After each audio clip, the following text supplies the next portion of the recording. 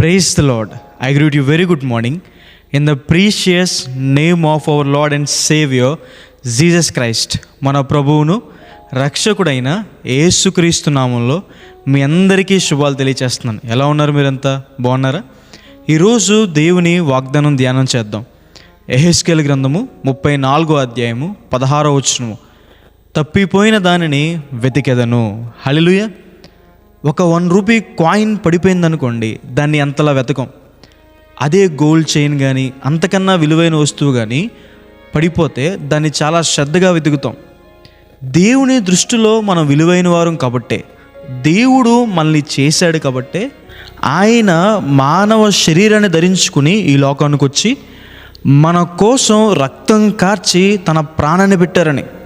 లోకాశలు బట్టి, దురాశలు బట్టి, పాపం బట్టి తప్పిపోయి దేవుని ఆశీర్వాదాలకు, దేవుని నడిపింపుకు, దేవుడిచ్చే సమాధానానికి, దేవుడిచ్చే కాపుదలకి, దేవుడిచ్చే ఆరోగ్యానికి దూరం అయిపోయారా? తప్పిపోయిన వారందరినీ కూడా దేవుడు సమకూర్చాలనుకుంటున్నాడని. నశించిన దానిని వెతికి రక్షించడానికే క్రీస్తు ప్రభు వారు ఈ లోకానికి వచ్చారు. అన్యాయంగా ధనం సంపాదిస్తూ తప్పిపోయిన జక్కైని దేవుడు వెతికి మరీ రక్షించారు. వ్యభిచారం చేస్తూ తప్పిపోయిన సమరయ స్త్రీని దేవుడు వెతికి మరీ రక్షించారు.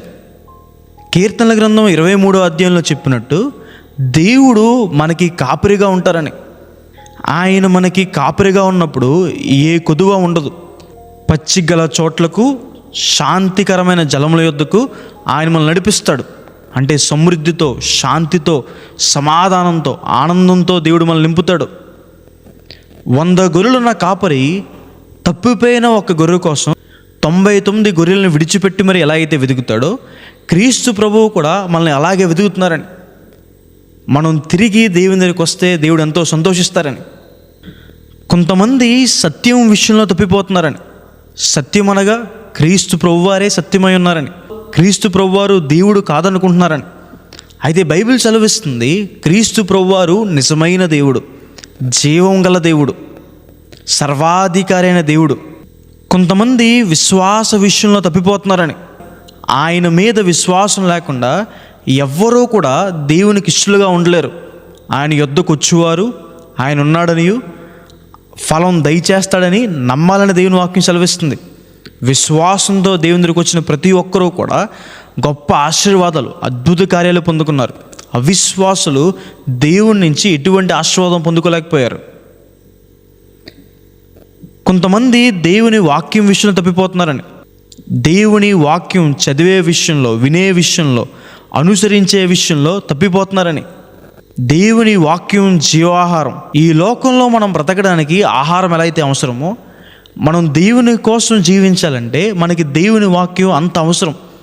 దేవుని వాక్యం సత్యం, మన పాదములకు దీపము, మన త్రోవకు వెలుగైందని. కొంతమంది వారి మాట విషయంలో తప్పిపోతున్నారని. అబద్ధాలు మాట్లాడడం, బూతులు మాట్లాడడం, మోసపు మాటలు మాట్లాడడం.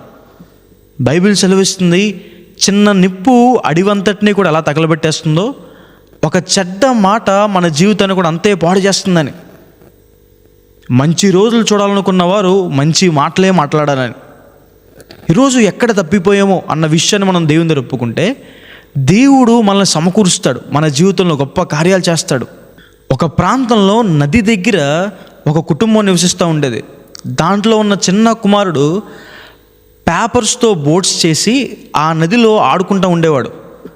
ఆ చిన్న పిల్లవాడు ఎదుగుతూ ఉండగా ఒక చెక్కతో పడవ తయారు చేసి దానికి పెయింటింగ్ వేసి పేరు పెట్టి ఆ నది ఒడ్డున ఆడుకుంటున్నాడు. ఆ సందర్భంలో అలలకి ఆ పడవ కొట్టుకెళ్ళిపోయింది. 2 రోజులు ఆ పడవ కోసం ఆలోచిస్తూ చాలా బాధపడుతుంటే అది చూసిన తండ్రి అక్కడున్న షాప్స్ దగ్గరికి తీసుకెళ్ళాడు. ఆ షాప్లో ఈ అబ్బాయి తయారు చేసుకున్న పడవే కనపడింది. వెంటనే వెళ్ళి నా పడవ అన్నాడు. అయితే షాప్ కీపర్ డబ్బులు ఇస్తే కానీ పడవనివ్వనన్నాడు. ఆ సమయంలో తండ్రి డబ్బులు కట్టి మరీ ఆ పడవను కొన్నాడు. ఆ చిన్న కుమారుడు ఆ పడవను తీసుకుని ఇలా అంటాడు, my boat once I made you, now I had bat you అని. నా పడవ ఒకరోజు నేను చేశాను, ఈరోజు నేను కొన్నానని. దేవుడు మనల్ని చేశాడు. దురాశల వల్ల, పాపం వల్ల మనం తప్పిపోయాం. అయితే మనల్ని రక్షించడానికి, మనల్ని తిరిగి నిలబెట్టడానికి, పరలోక రాజ్య నివాసులుగా చేయడానికి, ఆ ఆశీర్వాదాన్ని, ఆ దీవెన్ను ఇవ్వడానికి ఆయనే ఈ లోకానికి వచ్చి తన రక్తాన్ని చిందించి మరి మనల్ని కొనుక్కున్నాడని. కాబట్టి ఈరోజు ఈ వాగ్దానం విశ్వసించండి. దేవుడు మీ జీవితంలో గొప్ప కార్యాలు చేస్తాడని ప్రార్థన చేసుకుందాం. సర్వశక్తిమంతుడా, జీవంగల దేవేశ, ప్రభువా మీకు వేలాది వేలాది వందనాలేసా. ఈరోజు ఈ వాగ్దానం ద్వారా మాతో మాట్లాడినందుకు దేవా, ప్రభువా మీకు వందనాలు. ప్రియులు ఎంతమంది అయితే ఈ వాగ్దానం వీక్షిస్తున్నారో వారి జీవితంలో మేలు చేయండి, గొప్ప కార్యాలు చేయండి. అనారోగ్యంతో బాధపడుతున్న వారు లేవనెత్తండి. అప్పుల బాధలో బాధపడుతున్న వారిని ప్రభు ఆశీర్వదించండి. వారి అవసరాలు తీర్చండి, కృప చూపించమని ప్రభు. చదువుల్లో అన్ని విషయాల్లో వారికి దీవెన దయచేయమని యేసు నామమున వేడుకుంటున్నాను తండ్రి. Amen. God bless you. God bless India.